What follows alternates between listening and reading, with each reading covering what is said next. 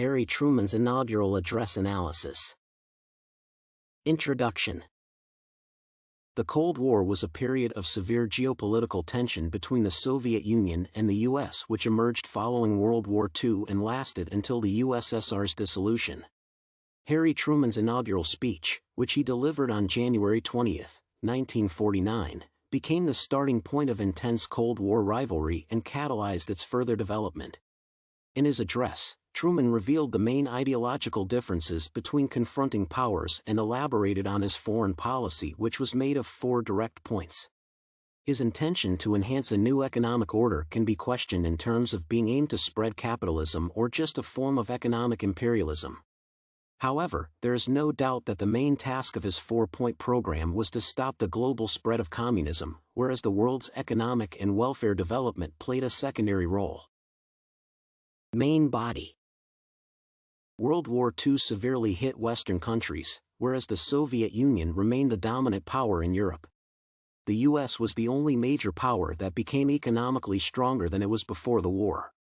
Asian and European states needed aid for economic recovery, while the US was ready to provide it to stop the spread of communism in those regions. After being president for 4 years, Truman surprisingly won another round of elections in 1948, which made him capitalize on the victory by turning to a more aggressive policy of fighting communism and promoting American values worldwide. Before the second address, the war on communism was not clearly stated, but the Truman Doctrine was enacted in 1947. The 4-point speech marked a departure from this doctrine and explicitly declared communism as the new enemy of the free world. Truman starts his speech by presenting the main differences between democracy and communism, which puts the Soviet Union's ideas in confrontation with American values. He deliberately emphasizes the political and ideological drawbacks of communism while ignoring its economic perspective. American capitalism is mainly compared to the political dimension of communism, which tells about his biased view. Truman presents a series of antagonistic notions concerning communism to highlight the idea that the coexistence of 2 ideologies is not possible and that non-military war should be waged. After stating the differences, Truman utilizes the anaphora to affirm the strong political and ideological ties between the U.S. and democracies all around the world. He emphasizes that the U.S. is a soft power that supports free countries in their development and does not use any coercion, in contrast to communism, which politically enslaves and deteriorates economies. This foreign policy sees the U.S. as a leader who plays the role of an international institution that binds other states and enhances collaboration between them.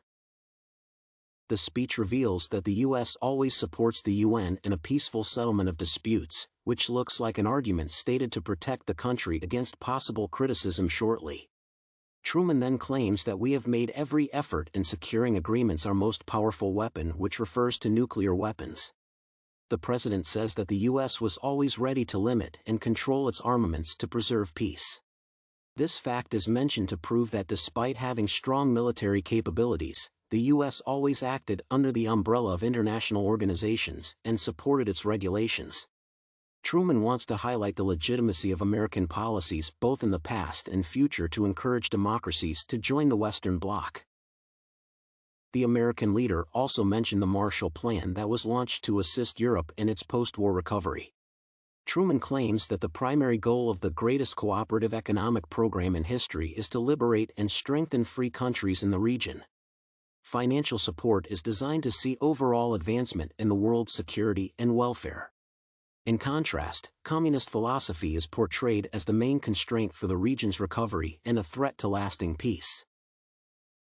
Then Truman goes further and reminds the American people that the United States has enough capability and leadership skills to initiate various projects that foster international justice and order. He emphasizes the necessity to support the collaboration between democratic states to see them improve their standards of living instead of dealing with national survival issues.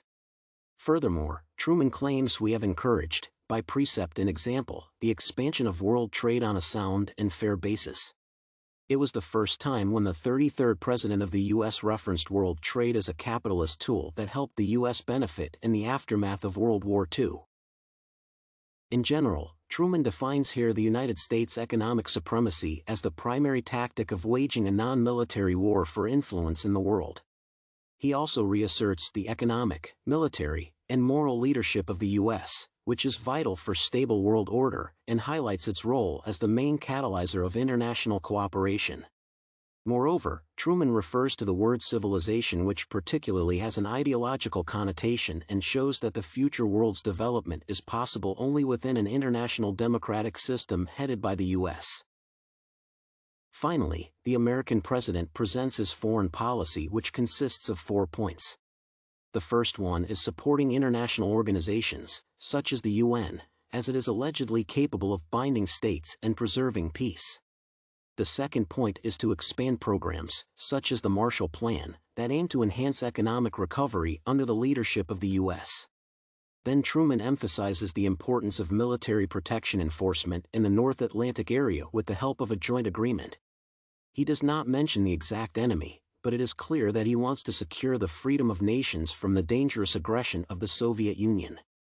The last pillar of Truman's policy is the dissemination of the U.S. scientific advances and industrial progress among underdeveloped countries, which is seen as an element of economic diplomacy and complementary initiative.